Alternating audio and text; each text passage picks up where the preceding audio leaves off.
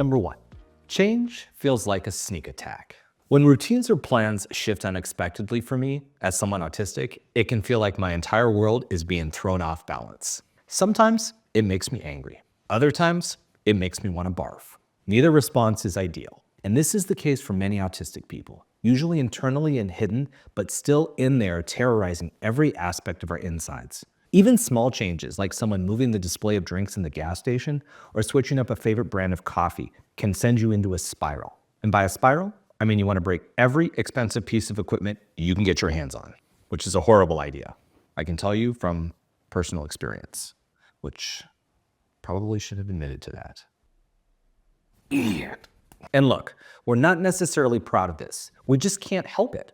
It's not just preference, it's your brain struggling to adjust to new patterns. Predictability keeps the autistic brain calm.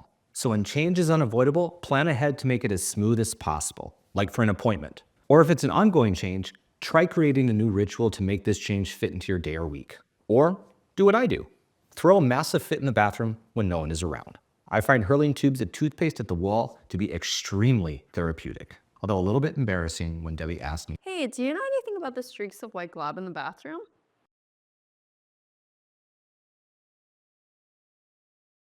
Number 2, social time severely drains your batteries. And it's not just introversion. Hanging out with people doesn't just tire you out, it can leave you completely wiped. Whether it's small talk, group settings, or just the effort of peopling, social interactions can feel like running a marathon, wearing latex underwear, full of fire ants, wasps, and a baby muskox. And if you think that's bad, the good news is the older you get, the longer recovery takes, which isn't actually good news at all. Idiot. This isn't just introversion. It's your brain working overtime to process everything. Build recovery time into your schedule, and don't feel guilty for needing it. Number 3, someone else in your family has been diagnosed. If you've got a family member who's been diagnosed with autism, ADHD, or other neurodivergent traits, that could be a clue.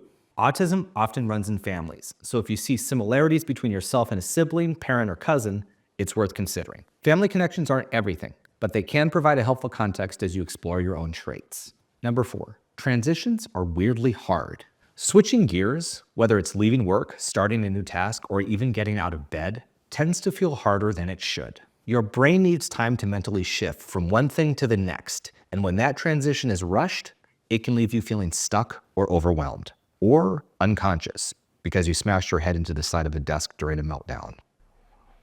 Someone I know spends 20 minutes sitting in her driveway in the car after work, mentally gearing up just to walk inside. It's like hitting pause before pressing play on the next chapter of her day. Her husband worried at first. Why is my wife sitting in her car, in her driveway, alone again? But eventually, they all realized it helped her get ready for mom and wife mode. But she needed it. Rushed that time, and it threw off her evening. Small rituals like taking a moment to breathe or listening to music can make transitions smoother. Don't feel bad for needing that time. It's part of how your brain resets. Number 5, you're always super early or always late.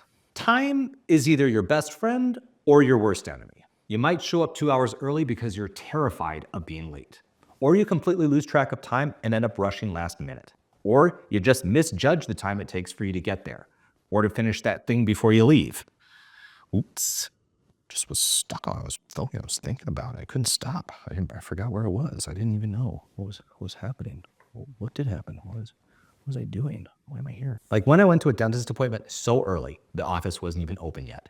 I ended up waiting outside for over 45 minutes and spent the whole time thinking about how uncomfortable I was going to be under the screeching dental scaler. The flip side of it though is, if I would have waited longer at home, I would have just sat and watched the clock the whole time, worried I was going to miss the perfect time to leave. It's a lose-lose. That would be a lose-lose. That's an example of a lose-lose. Executive functioning issues, as well as time blindness and anxiety, make punctuality a constant challenge. Alarms, visual timers, and routines can help. But remember, it's okay to explain to others that time management is tricky for you. And by tricky, I mean you really suck at it.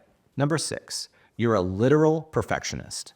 You don't just want to do well, you want to do it perfectly, all the time, with basically everything, even if it kills you, which it undoubtedly will or already has, at various times throughout your life, and probably as recently as yesterday, because when you were packing a box of gifts to give to a friend, and the width of the gift box was just an inch too short for being able to lay two puzzles side by side.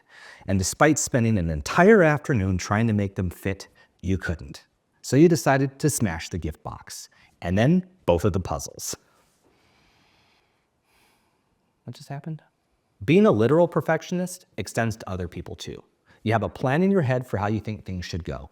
And then when things don't line up, it throws you off or can lead to a shutdown or a meltdown. Or a series of consecutive meltdowns that leaves you utterly exhausted, voiceless, and partially bald. But your own desire for having things just right, and let's be honest, probably some past trauma and anxiety, have made you someone who has a hard time with mistakes. Even small mistakes can feel huge. And what's worse is, sometimes the realization that things will probably not be perfect can stop you from even starting. This is common for many high-masking autistic people who are often feeling not good enough in many parts of life. But that's often a cognitive distortion too.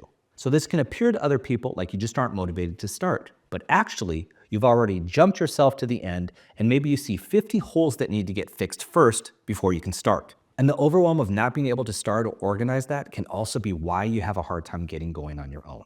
And when other people are involved, oh man, it's usually just easier and less stressful to just do it on your own because you know you can do it right. But letting go of this can be hard, but it's necessary for you to grow. Number 7, sensory overload hits like a freight train. Crowded spaces, loud noises, strong smells. It doesn't take much for my brain to hit maximum capacity. For many autistic people, sensory overload is unique. So what bothers each brain is different. It can also be very different based on other variables, like how sleep is going, or whether we are near or in autistic burnout, which many of us don't even know about until we get a diagnosis. It's like our brain is on super slow mode, but very sensitive to other things. I have other videos about that linked in the description. Though when sensory input piles up, it can feel like your entire system is short-circuiting. You might just shut down because it's all too much. If this is you, noise-canceling headphones, sunglasses, and quiet breaks can help. Time away from other people can help too. Figure out what your unique needs are, because it's okay to step away for a bit when you need it. I step away all the time. Sometimes I step away and tell whoever I stepped away from that I'll be right back. But I actually don't go back, which I admit is kind of rude, but so much easier than having to explain why having a conversation with them about their stupid lawnmower was giving me diarrhea. Number 8, you've had meltdowns or shutdowns. When you've hit your limit, your brain reacts in one of two ways: meltdowns or shutdowns. These aren't tantrums or bad moods. They're your brain saying, I don't agree with the direction you've been taking things recently, so I quit. Good luck functioning without me. I once shut down in a grocery store because the lines were long, the music was loud, and they were out of my favorite brand of applesauce.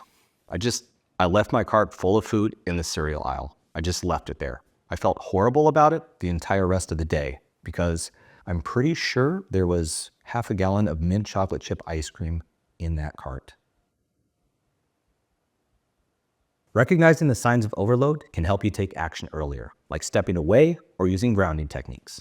Number 9, you have a distinctive walk and possibly posture issues.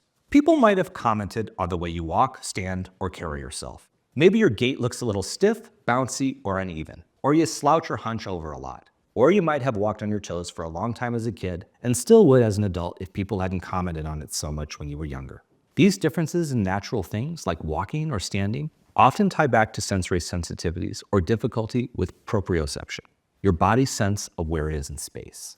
When I was little, I tried to correct my walk after someone teased me about it, but then I had no idea what a normal walk even looked like, so I tried to copy how other people moved. My parents even took me to this chiropractor who told my parents all my muscle problems were because I didn't walk right. Only years later did someone comment how similarly my dad and I walk, and that it's a very distinctive walk, whatever that means. And other autistic friends also have shared similar comments and observations that they have gotten from others.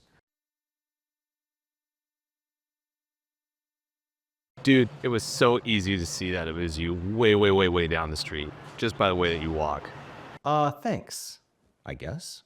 Number 10, things need to be in a specific order.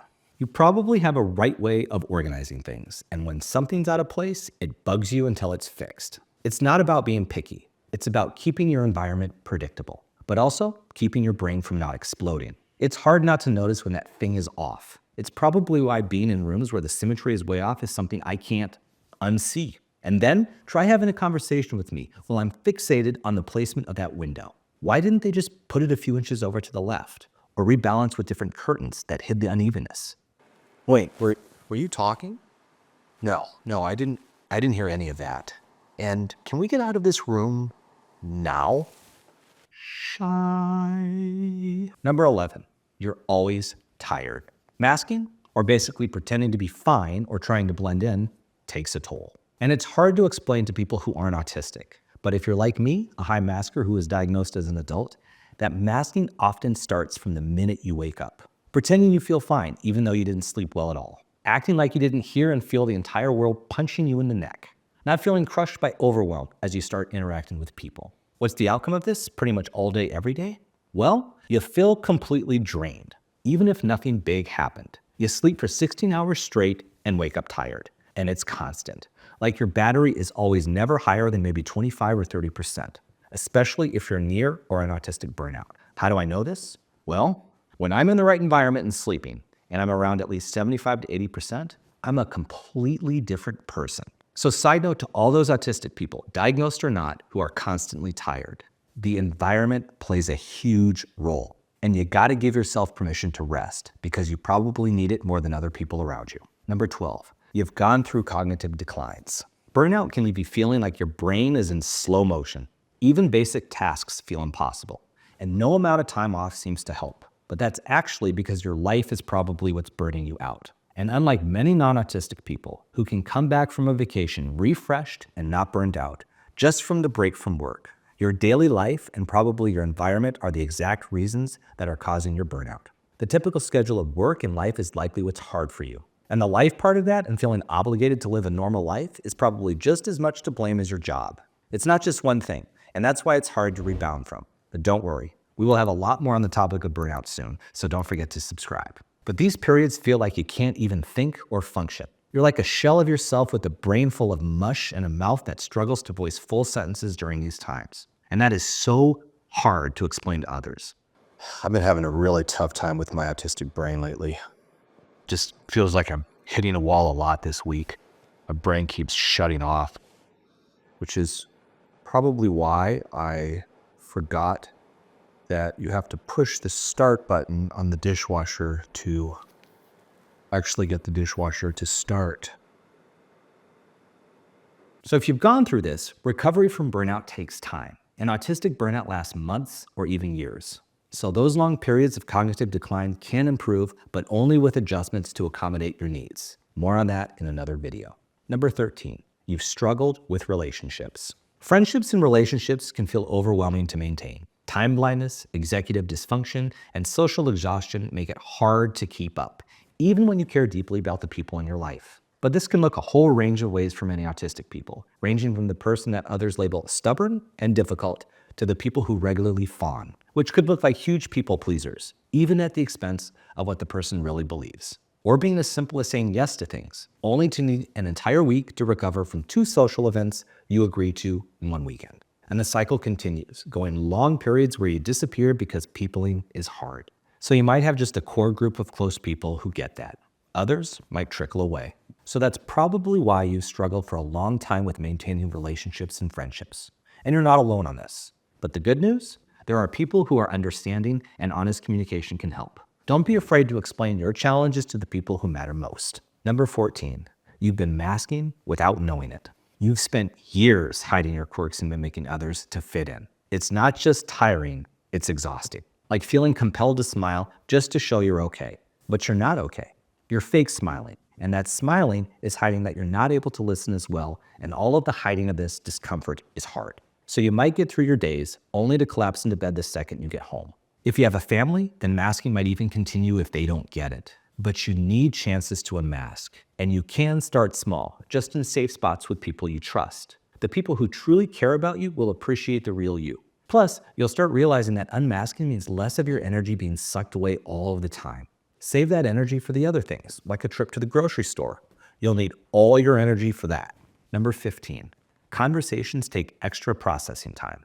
And the final point, conversations are hard. Not because you're necessarily an introvert. No, it's because of so much else. You're not quiet or clueless. It just takes longer for your brain to process what someone said, decide what to say back, and actually respond. and to pay attention to body language, not only for other people, but also yourself, and to know when to talk. The flow of conversation is hard, and keeping your brain focused. And that's just the talking part. Don't get me started on all the other stuff based on where the conversation is happening. Or if you also have ADHD, like me and up to 70% of other autistic people. Our brains are everywhere, and conversations can be really hard with that combination. Okay, keep looking. Look away. Look back. Hold on, is that a sumac behind you? Man, I smell food. I might be hungry. Am I hungry? I can't tell. Wait, is that a pigeon I hear? And cows? Oh, I can smell those guys too. Wait, what were you saying? Shy. Which of these signs stood out to you the most? Let me know in the comments. And if these signs hit home for you, here's the good news. You're in the right spot to keep learning. Right here. Right here. Right here. Here. Idiot.